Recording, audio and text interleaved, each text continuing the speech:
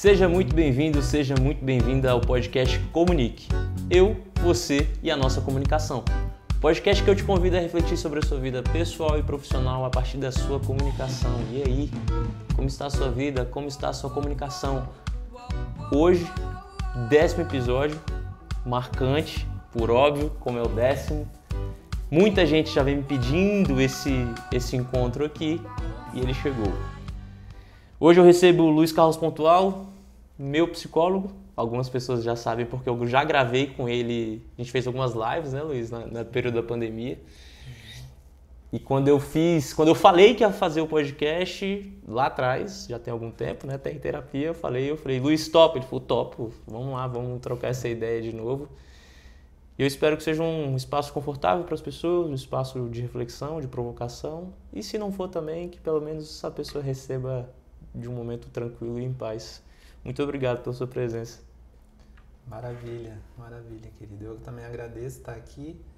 Eu sei desse projeto, né, da importância para você e o propósito dele, de estar conectando com as pessoas e trazendo conteúdos significativos, né?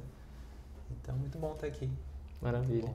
Eu lembro que na pandemia a gente conversou sobre essa ideia de trocar ideias relacionando comunicação com a psicologia, que é a sua área, e tinha também um objetivo que era levar um pouco de reflexão e provocação às pessoas em um período muito caótico, assim, um período muito complexo, né, da sociedade. Então, talvez tenha sido feito parte de uma agonia que eu tinha, que eu não sei se você lembra, que era de conseguir ajudar as pessoas dentro das nossas limitações. E quando eu te convidei a participar disso, você falou, não, Diogo, acho que é importante sim, tenho certeza que é necessário. E relembrando, até para poder trocar essa ideia aqui hoje, eu fui assistir as lives novamente que a gente fez, que inclusive estão no YouTube até hoje, depois eu vou até deixar o link. E o quanto de informação que eu tenho dali que me fez ter algumas mudanças de comunicação na vida e etc. Então, daqueles dias para cá, tiveram algumas mudanças, mas eu sei também que algumas pessoas foram impactadas por aquelas lives, por aquelas trocas. Tanto é que algumas pessoas, quando eu falei que ia gravar, por exemplo, hoje eu encontrei minha mãe e eu falei, hoje eu vou gravar com o Luiz, ela falou, nossa, quando é que sai que eu quero assistir? Então eu sei que algumas pessoas também foram impactadas por aquelas lives. E hoje a gente vem para cá, em certa medida, praticamente sem roteiro, né, Luiz? Para trocar uma ideia.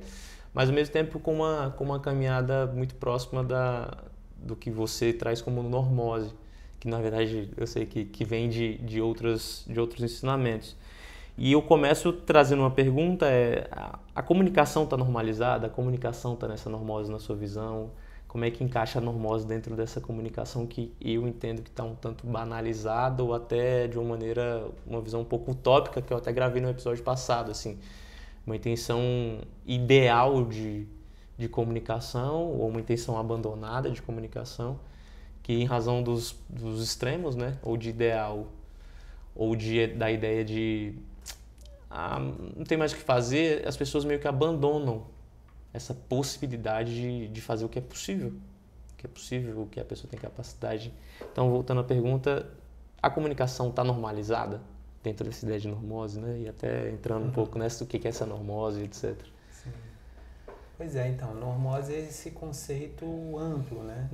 Ele traz desde uma perspectiva mais sistêmica, né? Que é um fundamento do conceito, até a gente poder pensar em normoses específicas, que talvez é um pouco a pergunta que você traz, né? Eu acho que vale a pena só compartilhar que é um conceito que foi desenvolvido, né, com esse nome, normose, dentro da Unipaz, né, pelo Roberto Cremo, Pierre Weil, Jean Villelou. Eles, na década ainda de 80, eles estruturaram esse nome, né, que traz uma ideia, um conceito que eu sei que outros autores, pensadores já traziam, mas não tinham logrado essa palavra, né, que é muito valiosa, né, porque normose, esse sufixo ose, ele traz essa perspectiva de patologia, né? Então, a patologia da normalidade, né? Então, é um conceito que no consultório mesmo, isso eu já presenciei, né? Já tive esses momentos em que às vezes a pessoa está trazendo uma angústia que ela está vivendo e eu escuto ela falar das angústias, de um sofrimento, e aí eu percebo que está relacionado à normose. E aí quando eu trago o conceito, né, a partir da partilha dela, da vivência dela, faz muito sentido. E aí isso aos poucos foi me dando a noção da importância do nome do conceito, né? Então, e aí acho que também é legal poder mencionar que esse verbete, essa palavra, ela foi acolhida pela Academia Brasileira de Letras, se eu não me engano, no início desse ano. Né? Então, é uma palavra que está no dicionário atualmente e com essa referência, né, dos pensadores, dos professores da Unipaz, o Roberto Cremo, o Pierre Vai e o Jean Villelup. Então, é um conceito extremamente valioso que traz essa perspectiva de padrões, hábitos que a gente tem, né, que são considerados normais, mas que são produtores de sofrimento, de angústias, em perspectiva, em grau mais elevado, até mesmo patologias severas e a própria, né, não vida, né? Então, Diogo, isso tudo para introduzir um pouquinho, acho que, né, é importante trazer um pouco esse conceito de uma forma mais ampla, geral, e relacionando com a comunicação, eu acho que sim, né, respondendo a sua pergunta, né, eu percebo, e eu me lembro do seu episódio, né, a gente já conversou isso, acho que até em alguma daquelas lives, mas também no episódio que você fez sozinho aqui já no podcast, acho que no primeiro, que eu vi Talvez. um pouco, quando você trouxe uma angústia sua, quando você estava estudando a questão da oratória. Ah, sim. Né, as técnicas e se trabalhando para ter uma comunicação que você pudesse manipular, né, a conversa, alguma coisa nesse sentido. Então, eu acho que isso é uma normose, né? Porque isso se tornou normal, né? E esses cursos de oratória, programas, conversas que falam a importância de você desenvolver técnicas para você dominar uma conversa, para você ganhar uma argumentação. E isso se tornou normal, as pessoas buscam isso, né?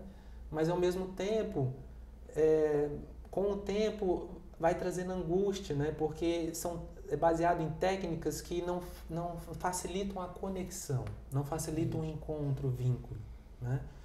E nesse sentido não traz uma comunicação autêntica, né? Então acho que nessa perspectiva eu diria que é uma normose na comunicação. Eu hoje me tornei uma pessoa que reflete muito sobre essa ideia de trazer técnicas e objetivos muito diretos para se alcançar algo via comunicação, apesar de em alguns momentos saber da importância disso, né? Só deixar bem registrado aqui que eu sei que você concorda de que quando a gente faz essas reflexões, essas provocações de receitas de bolo, né? Quando eu digo receitas de bolo, técnicas específicas, habilidades de comunicação oratória, não é que há uma crítica no sentido de que não se deve existir, mas não exatamente por isso que é legal juntar os episódios. Exatamente nessa ideia de que não se deve normalizar o uso delas, não se deve tratar isso como é assim mesmo o tempo inteiro e eu vou usar essa comunicação com meu pai, com minha mãe, com meu irmão, com minha esposa, no trabalho. Não, calma aí. O uso da técnica, eventualmente você vai usar no seu ambiente de trabalho quando você vai, por exemplo, no meu caso, para uma audiência especificamente, que de fato existe o ganhar e o perder. Eventualmente um debate, se você vai participar de um debate que vai ter, né, institucionalmente um debate, que você vai se candidatar a algo, mas pelo que eu estou escutando de você também existe uma ideia de que isso as pessoas usam, e aí eu vou dizer o que eu falei no primeiro episódio, eu usava e nem percebia mais que eu estava usando. Isso já estava bastante banalizado. Inclusive eu nem percebia, se eu não estou percebendo, calma aí, por que eu estou usando? Né? Não está consciente, não está intencional, está intencional só no resultado, não no porquê que eu estou usando. Então, quando você fala da normose nesse sentido, me vem isso, mas também me vem a normose da ideia de que eu não consigo me escutar para poder saber o que eu estou falando. Sim. Só uma coisa que eu acho que você trouxe muito, muito valiosa, né? Que tem tudo a ver com esse conceito mais amplo da normose, né? Nesse aspecto sistêmico, evolutivo, que é a diferença, a consciência, né? Então, se você aprendeu técnicas, você tem essas técnicas e elas ajudam, né? A técnica, ela é importante, né? Ela tem a sua importância. Mas aí vem o fator da consciência, de você estar consciente que você está usando aquela técnica e qual a sua intenção, o propósito, né? Para não ficar reduzido àquele uso de técnicas e a uma manipulação, né? do encontro com o outro, né? Então, acho que esse aspecto de você estar consciente do uso, do momento, o propósito com que você está utilizando, acho que faz toda a diferença, né? Que é também um pouco em relação a essa questão da normose mais ampla, a partir do momento que a gente toma consciência, né, daquele automatismo, né, eu tenho que ser assim, né, eu tenho que ser assim, por quê? Por que tem que ser assim? Como assim? Né? E aí faz a conexão com essa questão que você trouxe, a escuta. Né? Peraí, mas isso está relacionado comigo, particularmente? Isso faz sentido para mim? Né? Ou eu estou cumprindo expectativas que eu imagino que a minha família tem comigo, ou que a sociedade... né? Eu estou atuando dentro daquilo que é esperado, dentro daquilo que é normal. Calma que você usou uma palavra que a gente já conversou muito e que eu acho que pega exatamente nesse assunto, que é atuar. E aí me veio personagem. E aí personagem me veio uma conversa que a gente já teve já em público, que foi a dos vários eus, que você desenhou como se fosse uma bola, assim, uma circunferência com várias bolinhas de eus, assim. E você sabe disso, que é um dos meus desafios, que é que eu caminhei para esse lado da oratória e acabei chegando em um espaço de usar inconscientemente ou sem consciência as habilidades e começar a atingir objetivos, mas ao mesmo tempo esses objetivos, que foi o que eu falei no episódio passado, têm consequências. Tem consequências quando as pessoas percebem, por exemplo, que foram manipuladas, quando as pessoas percebem que eu estou sempre usando técnicas independentemente do contexto, tão somente para atingir aquilo que eu quero e não o que eventualmente a troca quer. A utilização, acho que é do Jung, né, que é a questão da persona, a utilização das personas dentro desse cenário que você traz, você vê como algo necessário, essencial, você vê como um problema, você vê como é que você enxerga, porque na minha visão, em alguns momentos na comunicação a gente precisa colocar alguns personagens, né? Eu não vou exercer advocacia do jeito que eu estou conversando com você, e eu não vou conversar com você igual eu sou advogado. Só que são vários personagens, né? Sim. Não, e é isso, e a persona é essa ferramenta psíquica que a gente usa no cenário social, né? Então ela é extremamente necessária. A gente vive por meio das personas, né? Máscaras também, outra palavra que a gente utiliza muito. Então é natural que a gente, agora, de novo, a diferença, o aspecto qualitativo é a consciência da máscara, da persona que você está naquele momento usando, incorporando.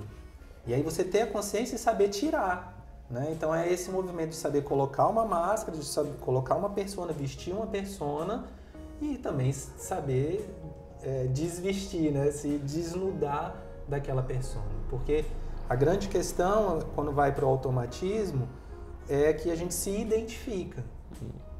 E aí perco essa maleabilidade, essa flexibilidade de colocar diferentes personas em diferentes momentos, com consciência, sabendo do que você, né, qual o seu propósito ali naquele momento, a função ali, e você passa a acreditar, a se identificar com uma persona, uma máscara, né? E aí isso tende a ser angustiante para a pessoa com o passar do tempo e para as pessoas com quem ela convive, imagina, né? Você conviver com uma pessoa que é o tempo inteiro um advogado, né? Dentro de casa, né? Na roda de amigos, né?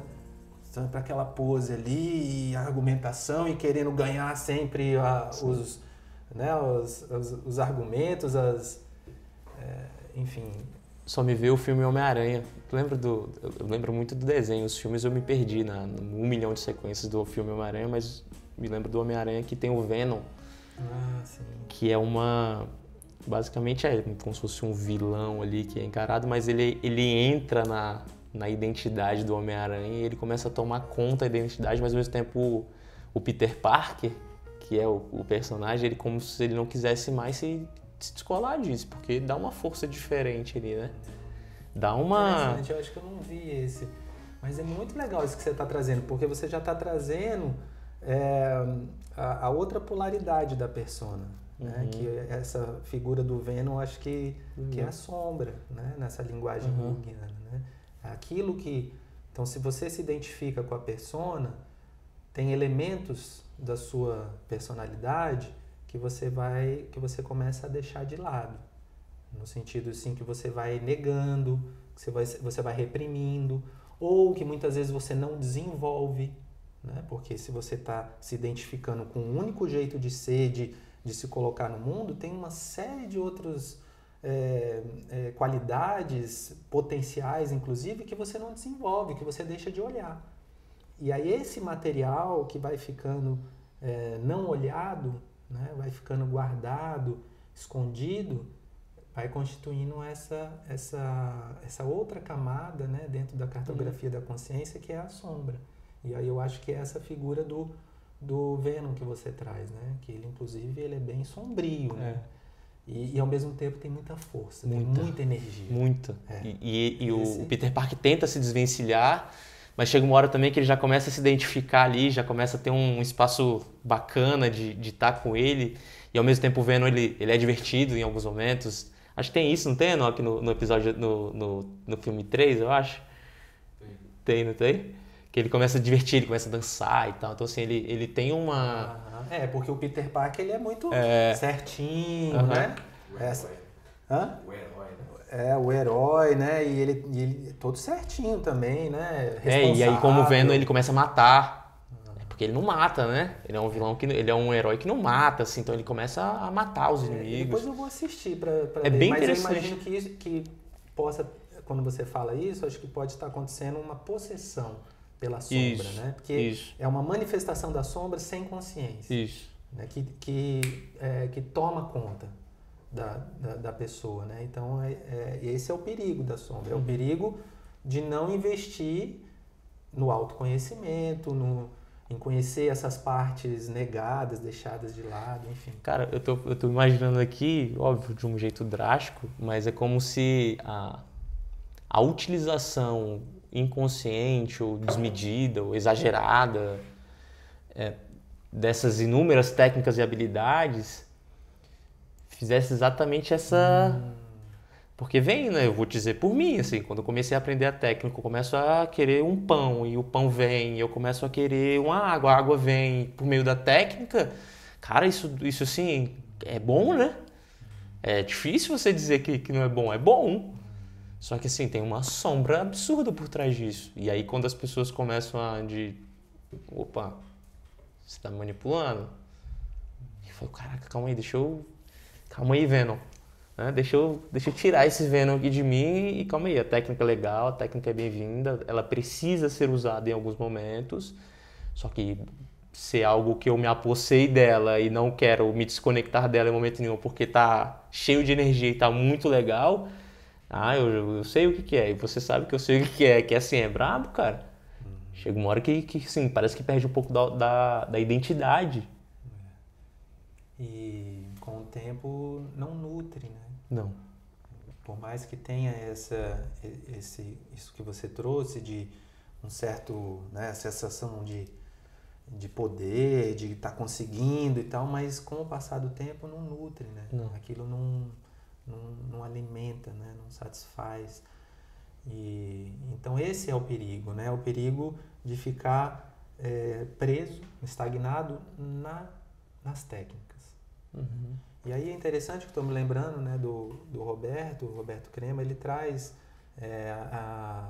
uma jornada evolutiva do facilitador, né, de um líder, de um terapeuta, de um comunicador, né, que também pode ser, como a gente está falando, que a primeira fase é essa, você conhecer as técnicas, né, você poder dominar as técnicas. É importante, claro, como a gente está falando. Agora, a questão é não ficar aí, né?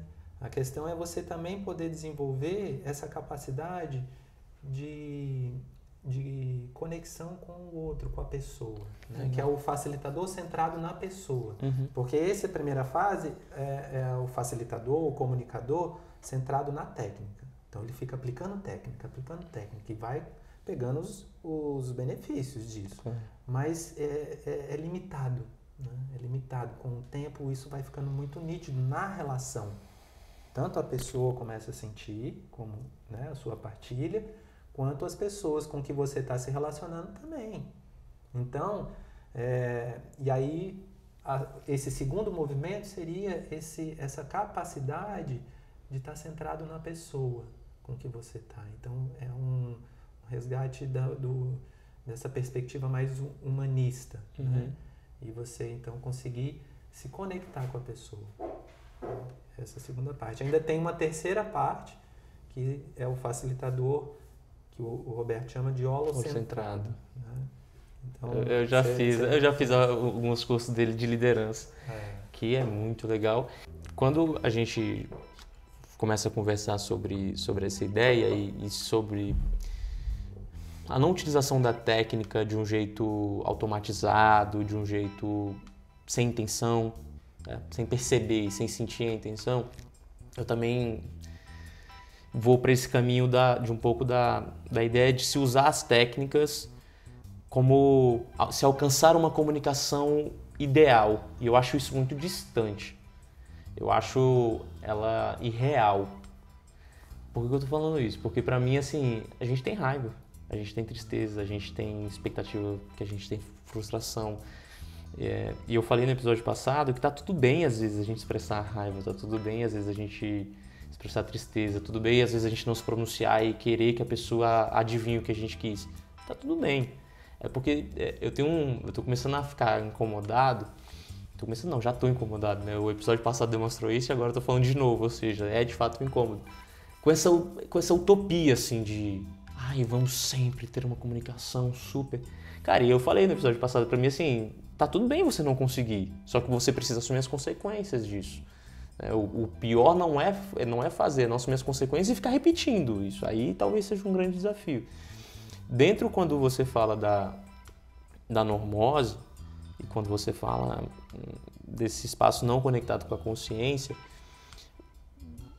você enxerga uma banalização dessa busca por autoconhecimento, por consciência, e esse... É como se fosse um conto de fadas da comunicação, assim, que eu tô vendo. As pessoas querem sempre usar a comunicação não violenta em todos os contextos, o tempo inteiro, e assim, cara, chega uma hora que chega a ficar artificial, assim, cara, você tá usando uma técnica comigo. Eu tô vendo que você tá usando uma técnica comigo, que tá tipo assim, você tá cumprindo uns passos a passo, assim, do negócio. Você acha que tá ficando banalizado, assim, na sua visão, um pouco dessa... Eu vou falar, good vibes o tempo inteiro, sabe? Sim. Um pouco o que eu estou escutando, assim, é a questão da idealização. Né? Realmente de entrar numa idealização e aí perder de vista a própria dimensão do ser humano, né? Que somos, que estamos em construção. Né? Então, nós estamos nos construindo. Né? E é interessante porque isso, em relação à normose, traz o fundamento evolutivo do conceito de normose, né? Que é exatamente a perspectiva de que o ser humano ele não é um ser acabado, ele está em construção. Né? Então, e quando a pessoa entra nessa normose, tem uma tendência a uma adaptação a um contexto normótico, né? Que é um sistema desequilibrado, uma adaptação e uma estagnação. Né? A tendência é uma estagnação de de fazer parte, né? de essa sensação de se adaptar para fazer parte e ficar ali. Então, além de produzir, de serem hábitos, comportamentos que produzem sofrimento, doenças, também traz essa estagnação evolutiva, esse distanciamento dessa dimensão humana que é em constante construção. E nessa perspectiva, a comunicação é uma constante construção, né? E também como produto de uma presença, do exercício da presença. Então, se você realmente idealiza sempre fazer uma comunicação perfeita, uma comunicação não violenta, bom, você vai... Né, aquela questão que eu me lembro das pessoas na própria Unipaz comentando de uma história com o Pierre, né, que ele estava dando um seminário para os jovens e os jovens perguntaram, mas Pierre, então como a gente faz para acabar com o sofrimento? Aí ele disse que ele tomou um tempo, eu não estava, né? Essa foi a história que eu... Disse que ele tomou um tempo e falou assim, simples, é só você não ter expectativas. Né? Ou seja, simples, né? Então, essa a questão. Se você está numa idealização, criando expectativas de uma comunicação sempre perfeita, onde eu consigo me conectar com o outro, eu consigo entender, consigo expressar minhas necessidades, consigo... Isso já vai ter a frustração em si, porque estamos em construção. E mais, é a cada momento. Né? Esse elemento da presença. Tem algumas qualidades, que aí eu acho que também a gente pode falar dessa desconstrução de uma comunicação normótica, que traz algumas qualidades como empatia, né? Além das técnicas, né? Você poder desenvolver e experimentar, colocar na sua comunicação qualidades humanas, né? Como empatia, a presença, né? O estado de presença, de conexão. Bom, são algumas que me ocorrem agora. Então, são qualidades que a gente está em constante aprimoramento, a capacidade de manifestar essas qualidades é a cada momento, é a cada instante. Então, tem momento que a gente vai escorregar mesmo, e aí? Ok, é uma oportunidade para seguir aprendendo, para seguir caminhando, né? E isso vai fazendo parte das construções, né? Das relações, inclusive. Né? E quando você fala da empatia e da presença, eu sinto hoje que quando eu coloco uma habilidade, vou colocar uma habilidade técnica com uma habilidade humana, parece que o negócio fica ainda mais potente, sabe? Parece que quando eu entro na profundidade do que é o ser humano que está na minha frente e do ser humano que sou eu mesmo, de eventualmente qual é a minha dor que está por trás, qual é o meu desafio que está por trás, qual a origem do porquê de eu estar usando a técnica naquele momento para alcançar aquele objetivo e não percebendo a minha intenção, eu sinto que parece que tudo isso fica mais potente, assim. A técnica fica mais potente. E aí, naturalmente, os resultados daquela troca se tornam mais potentes, sustentáveis e duradouros, assim. A provocação, a troca, ela fica mais... como se ela tivesse mais raízes de conexão. Parece que não existe só um alcançar o objetivo, o resultado.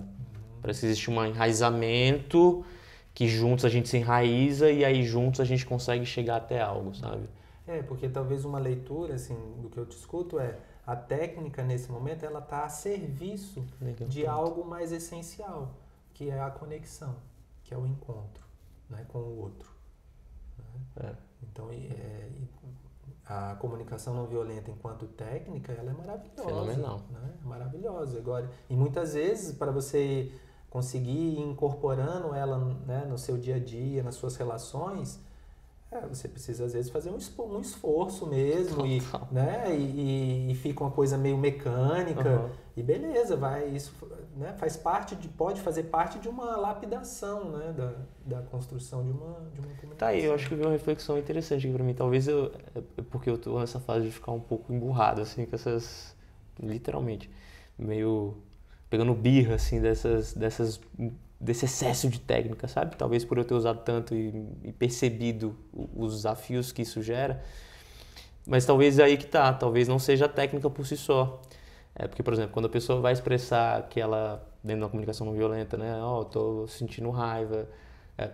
Talvez a pessoa sequer saiba exatamente o que é a raiva que ela está sentindo. Talvez a desconexão não seja a técnica em si, mas a desconexão do que a pessoa de fato está sentindo, com as próprias emoções. Eu estava conversando com pessoas esses dias e eu perguntei assim, qual é a emoção que você está sentindo, né? E é uma pessoa com profundidade de troca.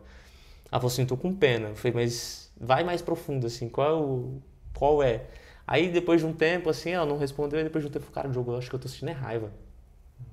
Acho que no final das contas é raiva que eu tô sentindo. Falei, então se ela pegasse só aquela primeira ali que veio, que foi pena, talvez viria uma técnica em cima da pena. E aí ficaria um negócio, cara, não tá, como diz o outro, não tá ornando a conexão, a troca. E que de fato talvez seja o desafio de se conectar com o que é mais profundo. Tem as emoções primárias, né? A raiva, a tristeza, medo... Alegria. A profundidade talvez eu acho que essa foi uma boa reflexão. Acho que o problema talvez não seja, não é que tem problema, né? Mas assim, o desafio que eu estou pensando aqui talvez não seja a utilização da técnica, talvez seja a utilização da técnica não embasada em uma profundidade de conhecimento ou de conexão com o sentir, com as emoções, com os sentimentos que estão envolvidos ali. Então as pessoas usam a técnica em cima de algo que talvez ela nem saiba, não tenha nem conectado. Sim, exatamente. É uma coisa, muito rápido, né? Assim, não passa por uma escuta. Legal. Né? Que aí a gente está chegando também num outro aspecto importante, né? Na comunicação, que é essa questão da escuta, de escutar a si mesmo, né? E mesmo quando você consegue reconhecer um sentimento autêntico, também a escuta de uma compreensão daquele sentimento, né? Assim, qual a necessidade? Porque é um aspecto que já me chamou a atenção, né? Em toda essa perspectiva da prática de uma comunicação não violenta também, a importância de lembrar de que se eu estou sentindo raiva, o sentimento é meu, né? Sou eu que estou sentindo, é tomar posse disso, se responsabilizar pelo seu sentimento. Né? Porque normalmente a nossa tendência estou sentindo raiva porque você fez isso, você me deixou com raiva. Né? Então esse é o exercício. Espera aí, a minha raiva, né? O que está acontecendo? De onde vem? Tem alguma necessidade? Né? Essa pergunta, né? Que está ali na prática da comunicação não violenta. Qual a necessidade que está por trás? Né? Então, tem uma investigação e uma abertura para essa escuta, né? Que é, como a gente estava falando, um aspecto também importante dentro dessa perspectiva da comunicação normótica que você trouxe logo no início, né? Muitas vezes é aquela história do cursos de oratória, né? A ênfase em como você vai falar, no como você vai se sobrepor ao outro, a sua argumentação tem que... Né? A retórica, né? A retórica. E um aspecto fundamental é a escuta. Né? E olha, como tem tudo a ver com o que a gente está falando, porque é por meio da escuta que a conexão ela é facilitada. Né? Às vezes, num relacionamento... às vezes, principalmente nos relacionamentos mais íntimos, né? O que a necessidade do outro, às vezes, é só ser escutado. Mesmo numa comunicação ali, a pessoa está se comunicando do jeito que ela dá conta. Mas se a gente consegue escutar o que ela está trazendo, isso tende a diluir já uma certa tensão que pode estar, um certo, né, um sentimento intenso que pode estar presente. Então, o poder da escuta, né, como essa abertura para uma conexão consigo mesmo e com o outro. A autoescuta. A autoescuta, para depois ter a escuta do outro. Porque quando eu falei pegando referência da comunicação não violenta, mas qualquer outro tipo de técnica, ela passa por um exercício, na minha visão, e que aí eu acho que vem a banalização, essa comunicação normótica, que a gente está talvez inventando um termo que é invenção, né? Porque eu acho que não existe, né, comunicação normótica. A gente, assim, é um exercício, né, que a gente pode fazer de ir classificando, entendendo, né, as várias normoses, né? Então, uma comunicação. Eu vi um texto do Pierre falando, lá nos anos 90, falando da normose da informatização, né? Tá. Então, são normoses que a gente pode... Eu lembro de você ter falado uma vez, por exemplo, a normose de ver bituca de cigarro no chão, né? A gente vê bituca de cigarro no chão e... assim, não se abala mais com aquilo, não tem mais, né? Vai ficando você sensibilizado, né? Você olha tanto que você olha e você fala, tá aí. Aí você olha eventualmente uma pessoa em situação de rua, né? E aí você olha tranquilo, tipo assim, vai banalizando. E aí essa comunicação normótica que a gente está falando, talvez aí seja um pouco da minha caminhada atual, que a ideia é que a autoescuta ela traz para um espaço não normótico. Dessa ausência de normose, dessa ausência de padronização, dessa ausência de repetição igual. De calma aí, deixa eu ver qual é a minha necessidade, qual é a minha dor, o que está por trás. Só que dói, né? Só que é incômodo, né? Às vezes é mais fácil dizer que alguém está te deixando com raiva do que pegar e falar assim, pô, eu tenho uma raiva aqui porque isso me dá um gatilho porque eu já passei por um episódio parecido e assim, eu vou recuar aqui um pouco porque eu preciso acessar esse gatilho lá de trás que eu tenho porque veio uma informação parecida, mas é difícil, né? Dói demais, né? Eu me lembro daquele texto, né, do Rubem Alves, da escutatória, né? E ele fala no texto uma hora, ele fala o quanto a escutatória, né, a prática da escuta, ele fala assim, é complicada e sutil. Né? Então, é um exercício mesmo. Né? E muitas vezes a gente entra em contato com, como você falou, com aspectos que são difíceis, né, na gente mesmo. E agora, é um caminho que traz uma possibilidade de maior autenticidade, né? Consigo mesmo e com o outro. Né? E muitas vezes não é um caminho fácil. Né? Tem um desafio. Né? Por isso que, inclusive, requer tanto da gente, né? Sim. Das pessoas, o exercício da comunicação, essa lapidação do autoconhecimento, né? Do autoconhecimento. A gente está falando de autoescuta, né? É autoconhecimento, né? O conhecimento começando de dentro, a escuta começando de dentro de si e não a partir do outro. Porque eu acredito que as técnicas elas trazem muito a ideia da relação, técnicas de comunicação oratória, elas trazem muito a intenção do trocar com o outro. E eu acho que dentro de um espaço normótico, de normoses, que a gente vai vivendo, que simplificando também o piloto automático, né, que a gente vai vivendo, eu acredito que a gente vai entrando em trocas sem sequer percebendo a nossa intenção, a nossa emoção, a nossa necessidade por trás dela e por aí vai. E aí colocar uma técnica em cima de um piloto automático me parece extremamente oportuno, assim, parece que a fome com vontade de comer, né? Já estou no piloto automático. Se eu colocar uma técnica, consigo alcançar mais objetivos, mais resultados, pô, vamos lá, né? Só que eu sinto, e aí passando por mim mesmo, pela minha própria pele, é que chega uma hora que parece que rui, né? Que o negócio cede, parece que não tem estrutura. E cede em vários aspectos, né? Emocionais, físicos, mentais, enfim, dentro de vários aspectos. A normose, ela tem se conectado diretamente com aspectos, vou colocar um termo dentro da minha capacidade aqui, de doença. Sim. Normose e doença. Sim, claro. Porque a pessoa que não se adapta, né? Uma pessoa que não consegue se adaptar totalmente a um sistema desequilibrado, né? Ela começa a produzir sintomas, doenças. Né? Nesse sentido, a doença ela é um caminho. Né? Então, eu escutei você falando agora. Né? Então, quando você começa a entrar nesse lugar de que já uma coisa traz um incômodo, né? Aquela prática ali das técnicas, da dominação de uma, né?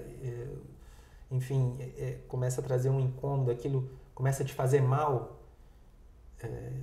isso é importante, né? Então, desenvolver sintomas, né, e as doenças, elas podem ser um caminho em direção à saúde, né? Em direção à superação, sim, né? A superação de aspectos. Eu falo que, eu até falei esse final de semana, eu falei, cara, doença pra mim, o sintoma mais claro assim, é basicamente uma sirene. Tiveram alguns sinais sutis aí que vieram antes, e aí eu acho que é interessante falar disso também, quero te escutar, porque quando a sirene soou, já vinham alguns sinais, né, que talvez com a autoescuta teriam sido percebidos. Algumas informações já tinham acontecido, e aí conversando com uma pessoa muito próxima que teve um desafio emocional esses dias, eu falei assim, mas você estava bem quando você teve essa crise, esse momento de pico, assim?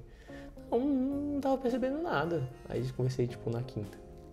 Aí deu ontem, domingo. Cara, agora que eu tô percebendo, tinha vários sinais. Aconteceu isso. Eu falei, então tinham vários sinais. Se você tivesse se escutado, talvez tivesse vindo vários sinais. Eu quero escutar em relação a isso. Não, porque tem uma característica, né, atual, uma normose, talvez a gente possa também falar assim, que é exatamente não entrar em contato com as dores e com os incômodos, né? Então, se eu começo a me sentir algum incômodo, algum sintoma começa a aparecer, né, mesmo que uma ansiedade, mas ainda num nível mais inicial, eu logo, o que eu quero fazer?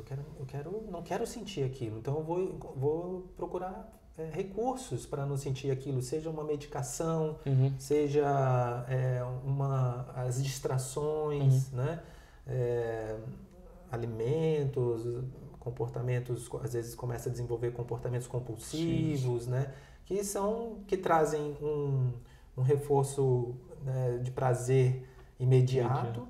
E te tira daquela sensação desconfortável.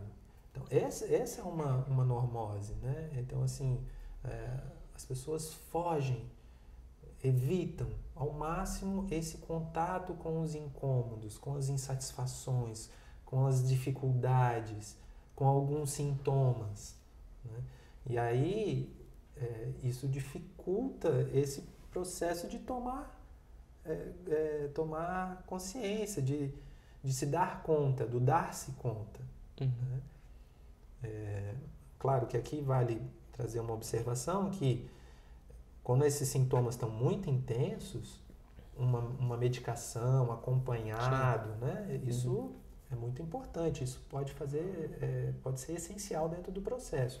Mas eu estou falando essa coisa de, ao menor sinal, eu já corro para alguma mecanismo, alguma ferramenta que vai me aliviar e eu não entro em contato com aquilo.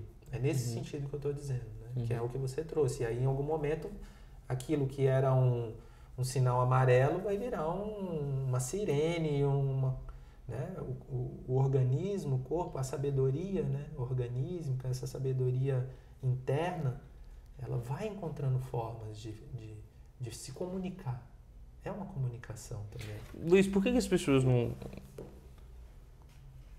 se autoescutam? No momento desse de um sinalzinho amarelo, por que as pessoas não se conectam e se comunicam com esse sinalzinho amarelo?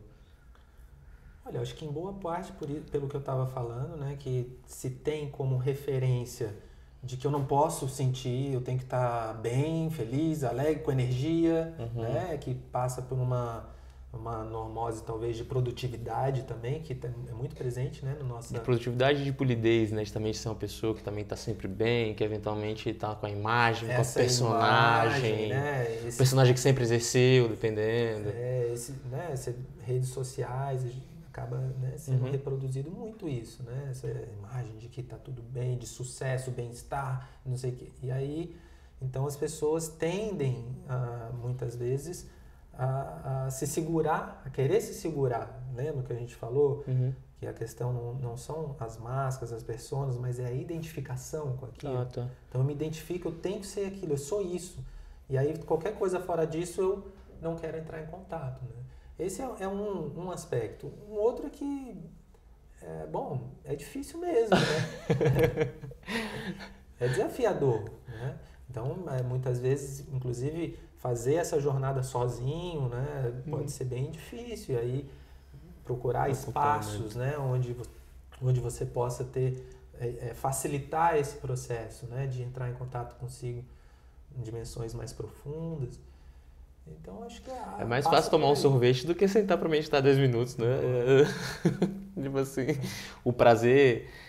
isso tem sido uma referência assim, para mim, que situações, momentos de prazer são muito diferentes dos momentos e situações de felicidade. Assim. Parece que o prazer ele é muito rápido, ele acaba muito rápido, né? Dá uma sensação muito... imediata, o pico é muito alto, mas essa assim... é a dinâmica dos vícios e das compulsões. Essa é a dinâmica, né? Você consegue ali, em pouco espaço de tempo, ter um retorno de prazer, de bem-estar muito grande, só que isso passa muito rapidamente também. E aí, então, a pessoa quer mais, aí quer mais, aí quer mais. Então, essa é fazer o fácil e não certo, né? Às vezes o fácil vou acordar aqui, vou pegar o celular, vou começar a mexer, ou então vou dar uma resposta atravessada para alguém, ou então não vou falar nada não, porque, nossa, que preguiça, vai tomar muito tempo, porque depois vou ter que conversar com a pessoa sobre isso, não quero. E passa por um espaço de calma aí, se eu conversar hoje, talvez isso não se repita, e eventualmente eu preciso ter essa necessidade de troca agora, ou eventualmente eu preciso não fazer algo e ficar quieto, né? Não produzir. E às vezes você até faz uso de alguma distração dessas, assim, mas se você estiver percebendo o que você está fazendo naquele momento para depois poder entrar em contato de alguma forma, seja num espaço adequado de cuidado, ou, enfim, isso também pode fazer parte. Agora, de novo, a questão é entrar nesse circuito, né, vicioso, automático, onde eu perco a oportunidade de olhar e escutar aquilo que está se manifestando. Seja um incômodo, seja uma doença, seja um sintoma. Né? Muitas vezes uma ansiedade ela pode trazer uma mensagem muito valiosa. Só que muitas vezes é difícil, né, sentir a ansiedade. Sei bem disso. Sei bem. Eu também sei. Então, assim, às vezes abrir espaço para sentir a ansiedade, criar formas de compreender, né, de poder olhar para ela como uma companheira, algo que está junto com você. Porque, me corrija se eu estiver errado, a ansiedade não é ruim, né? A ansiedade, assim, ela tem um benefício, né? No sentido não só da oportunidade por si só, da doença, né? Tô falando, a ansiedade por si só tem um benefício, né? Né? Eu acho que talvez a gente aí abre um pouco para questões dos níveis de ansiedade, né? Assim, né? Você vai ter uma situação que requer alguma coisa, você fica um pouco ansioso, aquilo te mobiliza, né? Ok. Mas mesmo uma ansiedade mais assim como um sintoma que está se manifestando no momento, por mais que ela seja difícil de sentir, mas abrir uma escuta. De novo a gente volta na escuta. É abrir uma escuta. Você saber que ela está ali se apresentando. Por quê? O que ela está querendo comunicar comigo? Tem uma comunicação. A comunicação é uma... por exemplo, se a gente perguntar como que a vida se comunica com a gente? Eita porra, que pergunta danada. Como que a vida se comunica com a gente? Né? Talvez sejam infinitas formas. Né? Então, o exercício de abrir a escuta vai nessa direção. De poder ir afinando, lapidando essa capacidade, né? De escutar uma ansiedade, de escutar uma sincronicidade, né? Que é um conceito também bem interessante, muito valioso, né? Que abre aqui eu sinto que abre as portas para a gente conversar em um outro momento de uma perspectiva da transcomunicação, né? Que a perspectiva transdisciplinar traz essa abertura, né, para uma transcomunicação, né? Essa comunicação que está além de nós mesmos. Né? Então isso é uma além perspectiva... do que a gente consegue alcançar aqui, né? Enquanto Se você pensar numa dimensão pessoal, é uma comunicação que está num nível mais de uma totalidade, de um nível de realidade que muitas vezes todos nós já experienciamos em algum momento, quando a gente está numa situação de ampliação de consciência, onde a gente se sente conectado com tudo, com todos. Legal. É uma experiência que muita gente já teve. Acho que todos nós já tivemos, às vezes a gente não lembra, né? E outras a gente lembra, são experiências marcantes. Então, nessa dimensão, é uma comunicação da totalidade, né? Dessa abertura. Por isso, como que a vida conversa com a gente, né? Não é falando só. Pode ser falando, às vezes, por uma via pessoa, alguém, né? Via alguém, mas também tem outras formas, né? Sincronicidades, sinais, sintomas, enfim. As sincronicidades é fenomenal. São eventos simultâneos, né? Que não têm uma relação causal, mas que tem uma relação de sentido, onde a pessoa que está experienciando ela pode identificar uma relação de sentido entre dois eventos simultâneos. E não uma relação de causa e efeito, mas uma relação de sentido. E aí aquilo faz sentido e ela apreende algo daquele momento, daquela experiência, daquela situação. Né? Então, é uma comunicação. Teve ali uma informação que chegou. É aquela ideia de que nada é do nada e nada é coincidência, né? Nada é do nada e nada é coincidência. Luiz, volta um pouquinho nessa ideia da ansiedade, porque eu acho que é uma palavra que está sendo muito dita, talvez até dita de maneira desvirtuada do que de fato é. Mas vamos pegar um caso de que, por exemplo, eu venho aqui conversar contigo, gravação do podcast, vou dar uma palestra, vou fazer uma reunião mais complexa, vou ter uma conversa difícil, amigo, relacionamento, pai, mãe. Gera uma mobilização, que foi essa palavra que você usou. E algumas pessoas me procuram no sentido de não sentir essa mobilização quando vão ter essas conversas. Eu tenho dito que essa mobilização saudável, né, que não gera funcionalidades no sentido de você não conseguir fazer, de eventualmente gerar, sei lá, uma diarreia, um vômito, algo exagerado, eu acho que faz parte. Eu entendo assim, que é o que eu tenho falado, né? Faz parte eu chegar aqui antes do podcast, ter um friozinho na barriga ali, é como se fosse uma valorização pelo momento. O que eu falo se você não está sentindo isso, significa que de maneira nenhuma é como se você não estivesse valorizando o momento, é como se fosse mais um momento do seu dia, ou seja, tem algo aí. Então, o que eu tenho dito é que faz parte, nesse nívelzinho bem tranquilo, né, de mobilização, de energia, de não, por exemplo, não conseguir dormir logo antes, né, energia um pouco mais alta ali.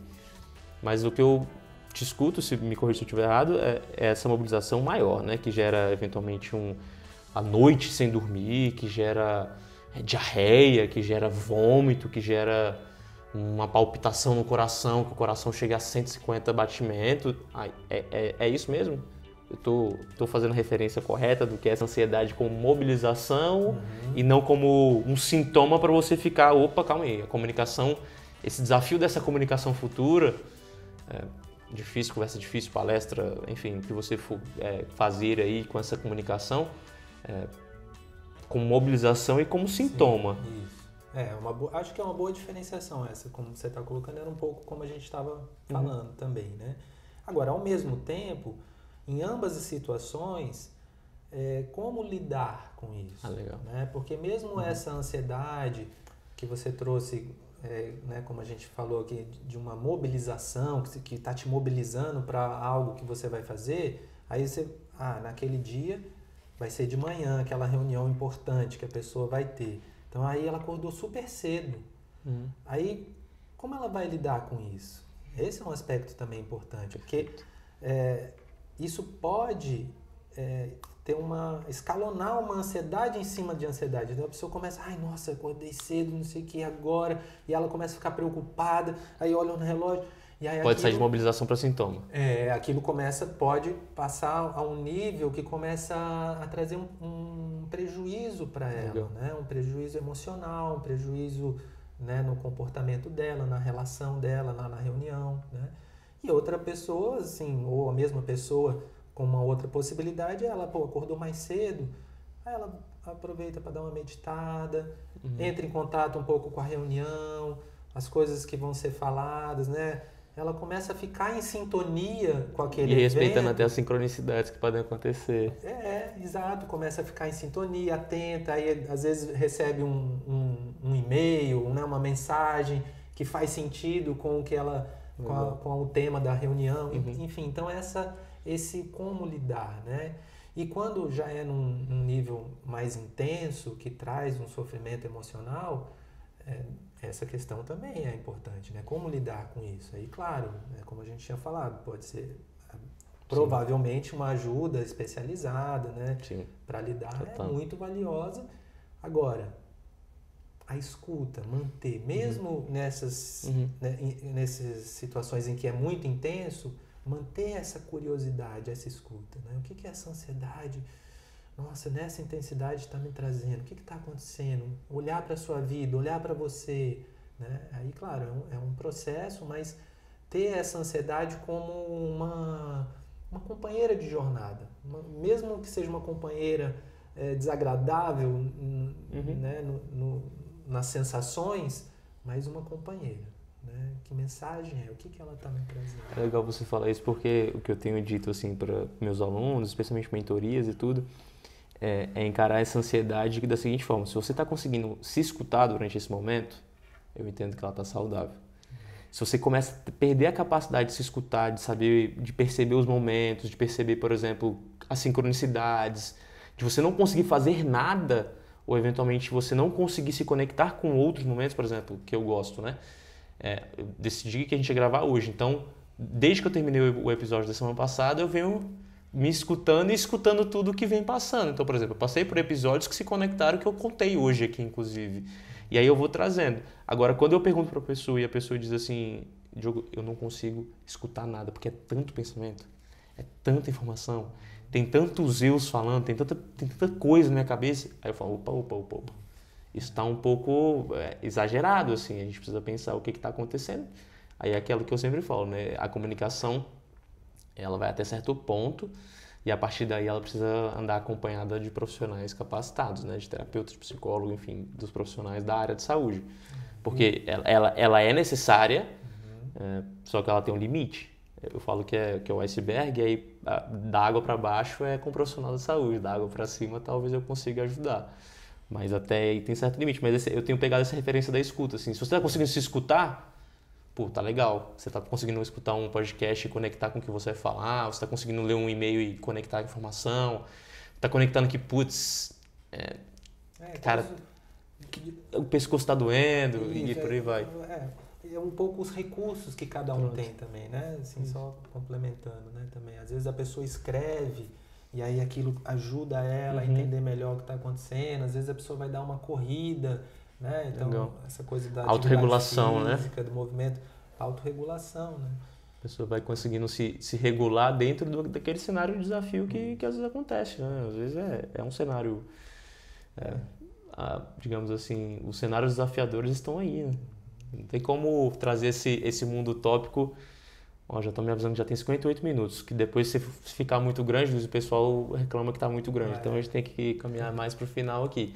Mas essa autorregulação na ideia de que a gente pode ter artifícios e mecanismos para poder lidar com essa ansiedade, com esse desafio que, cara, assim, na minha percepção, as conversas difíceis, elas são extremamente oportunas. Eu falo isso, tem gente que briga comigo, eu falo assim, cara, DR, conversa desafiadora, é muito bom.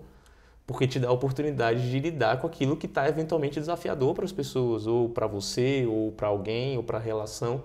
Não ter a conversa desafiadora, basicamente, na minha percepção, é tratar como algo banalizado e normal, ou eventualmente ficar com aquilo ali só com você, e talvez você não possa eventualmente fazer a relação ser potencializada dentro só do vou resolver comigo.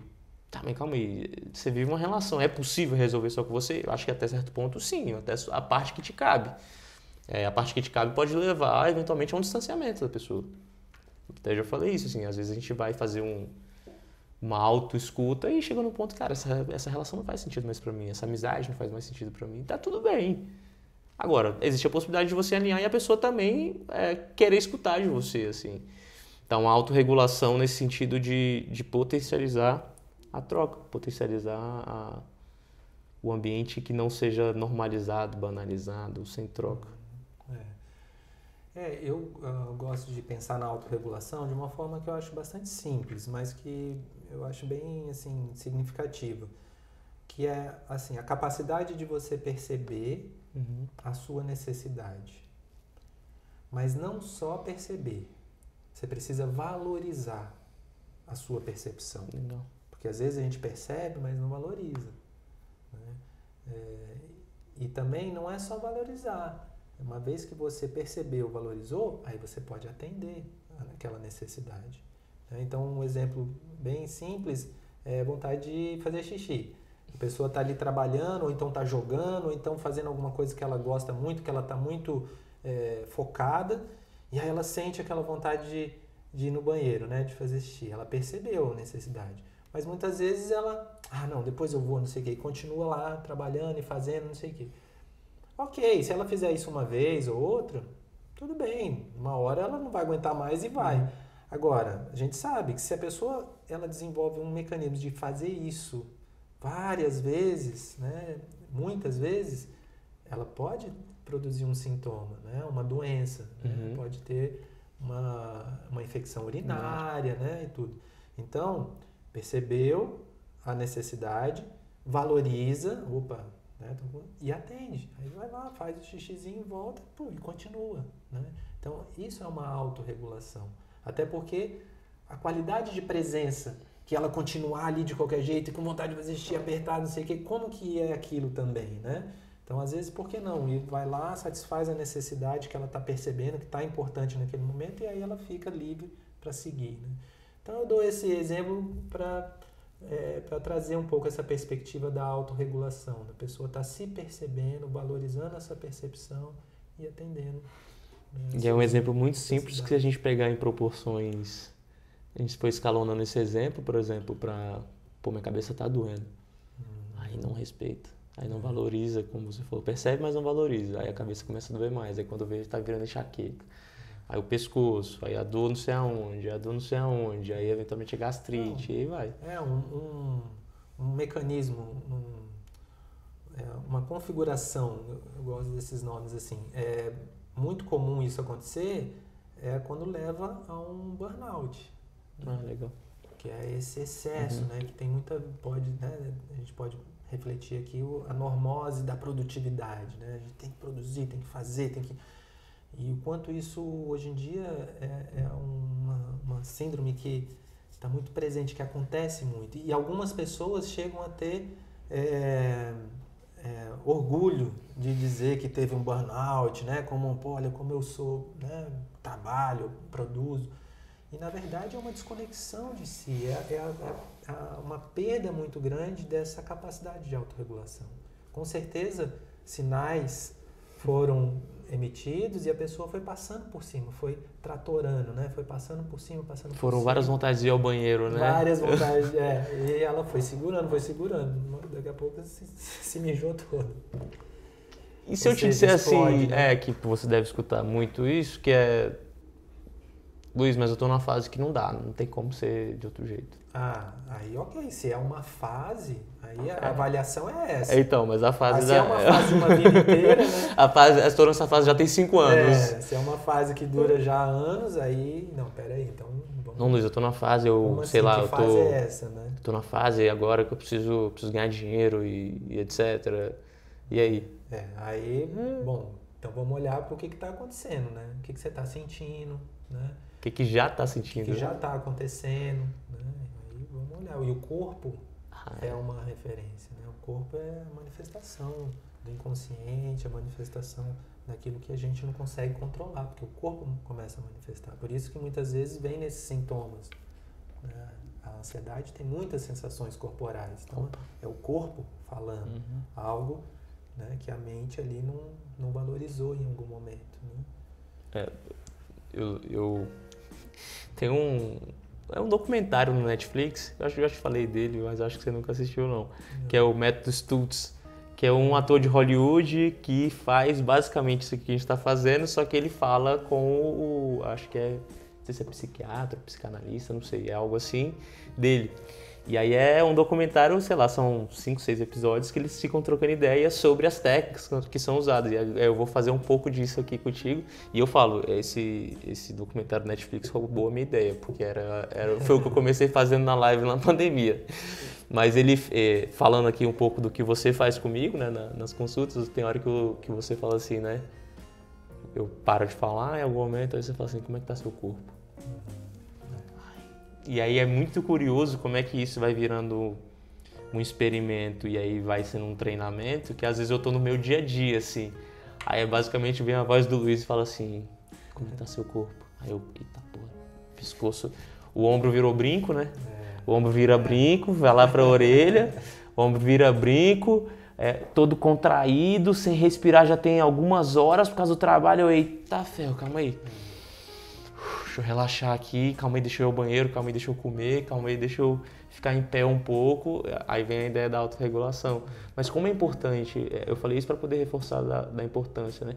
Que assim, a gente faz um espaço aqui no Comunique, um espaço de troca, um espaço de provocação, de reflexão e de acolhimento de alguns desafios pessoais, mas é importante frisar, assim, e eu faço questão de frisar isso hoje na sua frente, o acompanhamento, sabe? O acompanhamento terapêutico, o acompanhamento na área da saúde, que a gente até brinca, né, que hoje eu faço um acompanhamento integral, né, que tem muita gente que se conhece, que te conhece, que eu faço desnutrição, médica, etc. E que é necessário, assim, né, aí tem gente que fala assim pra mim, Diogo, mas eu não tenho nada, eu não tenho problema. Quando a pessoa fala isso, eu falo, meu Deus... Cara, só troca ideia, vai lá e troca ideia, vê o que acontece, assim, sabe? Vê como é que tá seu corpo, vê como é que você tá. Porque o podcast, ele não é uma ferramenta no sentido de fazer esse trabalho, sabe? Pra mim, e aí eu tenho falado isso, que a comunicação tem sido basicamente pra mim uma ferramenta de aprofundamento. Mas como uma primeira ferramenta, talvez, de aprofundamento para algumas pessoas, ou talvez uma das, digamos assim, né, não a última no sentido de acabar, mas no sentido de voltar para um lado de, cara, calma aí, eu já tenho muita conexão comigo mesmo, deixa eu conseguir agora montar estratégias para poder conversar com as pessoas sobre isso, né, que às vezes acontece muito, assim, o que eu vou usar, que técnica eu vou usar, não, beleza, a gente vai usar. Mas também como a comunicação vem como uma ferramenta de abertura de portas, de a pessoa começar a escutar o podcast, começar a falar, cara, eu acho que eu preciso procurar um acompanhamento, preciso me aprofundar no autoconhecimento, na autoescuta. Cara, tô achando normal tudo isso, tô achando normal. Fala. Não, é interessante, que eu acho que é uma normose que a gente pode pensar, né? Refletir, assim. Porque hoje em dia é muito normal esse excesso de informação, sim, muita informação, e muitas vezes num nível muito superficial. Muito. Né? Porque é isso, você tem muita informação, você vê um podcast, você escuta um outro podcast, uma videoaula, os cursos online, né, que hoje em dia é tão fácil, você só clica um botão lá, você tem um curso inteiro, aí você faz um, faz outro. Cursos ainda conseguem ter um aprofundamento maior, né? Mas as lives... mas um podcast desse aqui de uma hora e meia, não tem como. A rede social, né, traz muita informação, né, e muito conhecimento em potencial. E muitas vezes as pessoas ficam num nível muito superficial. Então, acho que é legal isso que você está trazendo, né? Então, alguma coisa do que a gente falou, do que nos outros podcasts você tem trazido, as outras pessoas têm compartilhado, que tocou, vale a pena ir um pouquinho mais, né? Vai atrás de um livro, né? Bom, a Normose mesmo tem um livro que chama Normose, né? Que é do Roberto Crema, do Pierre Weil, do Jean-Yves. Poxa, achou interessante? Vale a pena, compra o livro, vai ler, né? Estudar, aprofundar um pouco mais.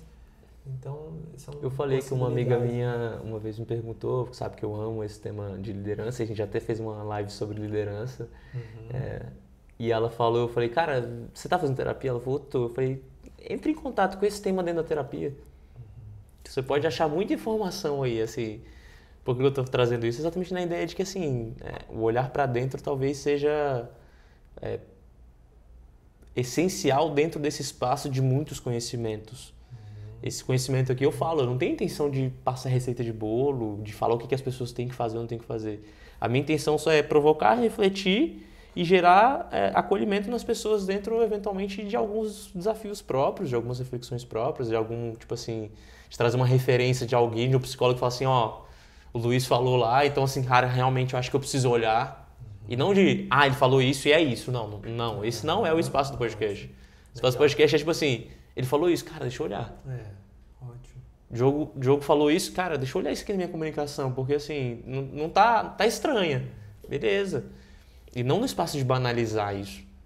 Porque podcast, aí eu faço uma autocrítica, ele pode se tornar banalizado, né? É simples, é só você se inscrever no Spotify e construir um podcast. E você pode falar o que você quiser.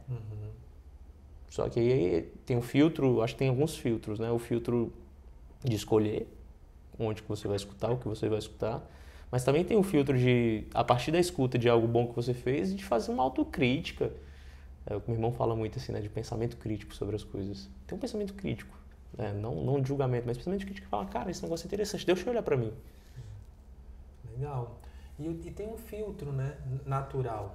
Então, aqueles pontos que a pessoa que está assistindo, a gente também, quando está assistindo um podcast ou alguma coisa, aqueles pontos que fizeram sentido, né, que tocaram, que você percebe que te tocou de alguma forma, opa, olha para isso. Aquilo que não fez sentido, ok, passou, né? Mas o que tocou, opa, olha, né, presta atenção, vai atrás, né, nessa auto-investigação, ou num aprofundamento de um tema, alguma coisa. Né? Sim. Luiz, algo mais que você queira compartilhar e deixar para as pessoas?